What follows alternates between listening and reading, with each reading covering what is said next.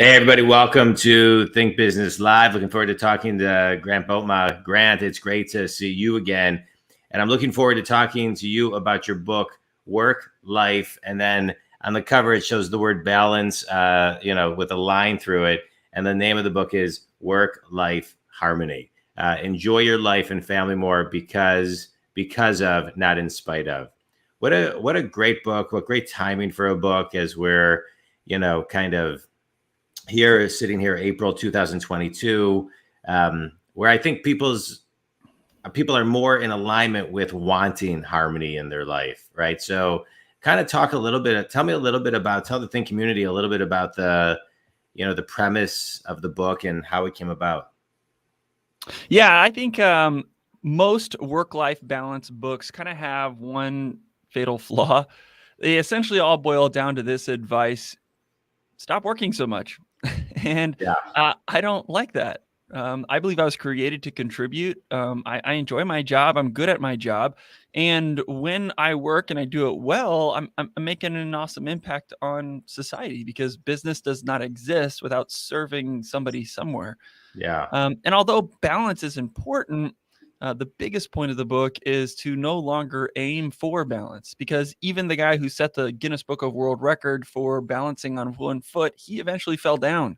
And if your goal is balance and you know that you'll eventually fall down, when you do fall down, you feel alone, you feel ashamed, you feel less than. And I just don't want everybody else in our society to have that same feeling when they do fall down. Yeah. So let's talk about that. So, taking the shame out of falling down, talk a little bit about that, because failure is what makes us, I think, great, right? So what is the mindset shift there? Yeah, I agree. If it wasn't, I literally, I think tweeted this yesterday. It's if it wasn't for some of my failures, and sometimes like a string of failures, I don't know, I'm not sure I would have some of the success that I've had.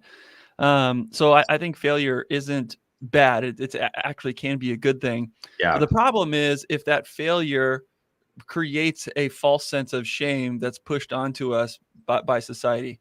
For some reason, if we aren't quote unquote balanced, or we feel like we're not balanced, and we have these warring ends of work on one end of the balance beam and home on the other end of the balance beam, and we're constantly running back and forth, we just feel run ragged.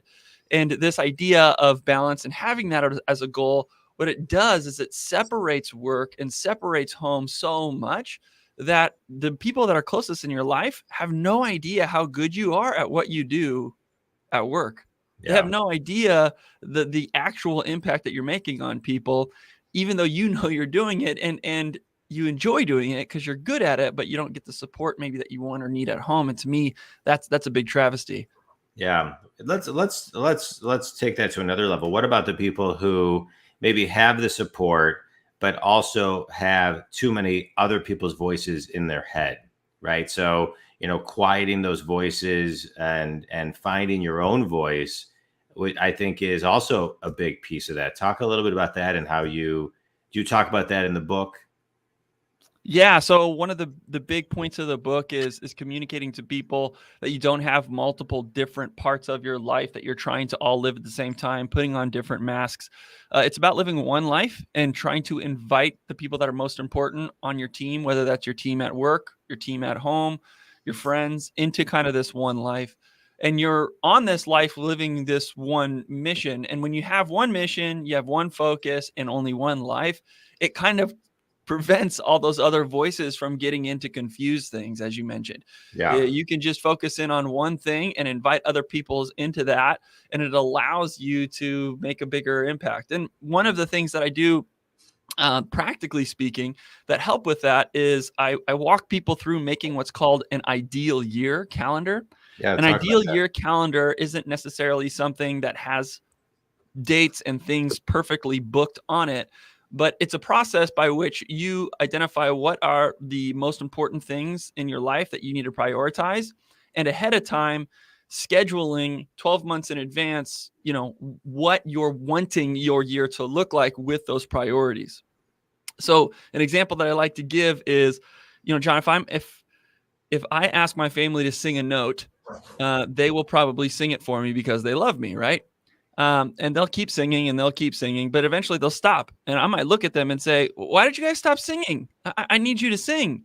And then they'll look at me and say, well, Grant, you never told me how long I need to sing for, Right. or what I'm singing for, or why I'm singing. And that's kind of what we do sometimes with our work schedule, with our family. We'll go into a busy season in our life and not tell them that it's going to be a busy season, or why we're in that busy season, or the impact that we're making. Whereas with an ideal year calendar, I have an idea of what my busy seasons might look like because I've been in this field and I've been a professional for a while. So I communicate ahead of time to my family, hey, there's this busy season during this time of the year. This is why it's important. This is how I'm going to need your support and love. Would you mind singing that note for this long, because it's going to make that big of an impact? Yeah. And not only will I sing the note, but now they'll sing it with a lot more purpose and fervor in mind. But I also, in the ideal year calendar, schedule time when I'm going to be focusing on them, when we're going to be taking time together, whether that's vacations or I do birthday trips with each of my kids, or what I'm doing when things are a little bit slower. But it helps you look ahead to your year and try to lean into the rhythms that are in our year of busy times and slower times, and being intentional with what you might want those times to look like. Yeah. I love that. It's I love what you're talking about as far as moving with intention, moving to make an impact. I would like to touch on one thing, because it sounds like the ideal calendar you're talking about is also, it's not just about making an impact only in the world, but making an impact just in the core of your world, which is your family and your friends. And so it sounds like, so talk a little bit about that, I think sometimes an impact doesn't always have to be mammoth. It can just be small and impact the people around you. Yeah. This ideal year calendar has been huge for the impact I'm making with my core, as you said it, especially with my kids. My children, they want to be pursued. They want to be loved. And there's countless ways that I can do that. But when they see ahead of time that I'm putting their names on the calendar and I'm going to be slowing down in work and just focusing on them by doing various things, they feel pursued, they feel known, they feel heard, they feel loved. And that's a big deal. And my wife knows that I'm making her and the family a priority. Sure, it's obvious for all our families to know that work is a priority for us because we show up there 5 days a week, but sometimes they feel like they're not a priority. And this ideal year calendar does make that impact on them so that they know they're a priority as well. I love it. But the ideal year calendar is just the start. There's other examples and other rhythms and things that we do, including a weekly calendar meeting where me and the family get together and schedule what our week's going to look like. But we have some intentional things that we do to pursue our kids as well. One of the examples is we do something called One Kid Up, where we take one of our children, we have 3 of them, and one day a week, they each get a turn. I had one kid up on Monday, and it was with my son, Parker. So next week, it'll be my oldest daughter, Cambria's turn. But we put the other kids to bed, and one of the kids just stays up with me and my wife. So they get special time with mom and dad. And the other kids, they just go to bed like maybe a half hour earlier than they would normally go to bed. So it's not like we have to take extra time for this. It's just the same amount of time, but we're just focused on them. And we're just maybe asking them about their day, their week, doing something fun with them, playing a game, cooking in the kitchen with them, making a dessert. Or sometimes we're doing something intentional, like busting out a book to talk to them about particular curriculum, or communicating with them about things like sex or drugs and alcohol or whatever that is. We're creating a safe place that mom and dad are people you talk to about this stuff, but also we're pursuing them. And the pursuit of those people in some of these ideas is what helps a lot. Oh, I love that. That's a very cool idea. That's I like that. I like that. Quick speed round for you, Grant. You ready? Yeah. Favorite book and why? Well, my favorite book is the Bible, and a lot of it is because in Proverbs there's crazy amounts of wisdom that's super easy to get. Yeah, I studied Torah for a year or so, and I remember thinking this is one of the best business books. There's so many lessons. Yeah. Best piece of wisdom you've ever received, Grant? Best piece of wisdom is consistently put yourself in other people's shoes. Make it a practice of what you're doing. Yeah, that's a good one. Define yourself in one word. Hopefully it's love. Hopefully when people think about Grant, they know him as a loving man. I love it. Finish this sentence. One thing the one thing everybody can do to get one step closer to their work-life harmony is create a mission. Create a mission and invite people into it. I love it. Tell everybody, Grant, where they can connect with you, buy your book, learn more about you. Yeah, you can follow me on Twitter or Instagram at Grant Botma. I'm very active on social media and in my direct messages if you have questions, and you can purchase the book on Amazon or anywhere books are sold. It's in hardcover, softcover, and Audible. Awesome. Grant, I appreciate you being on the show again. Thanks for talking about your new book. I wish you all the best. Think community.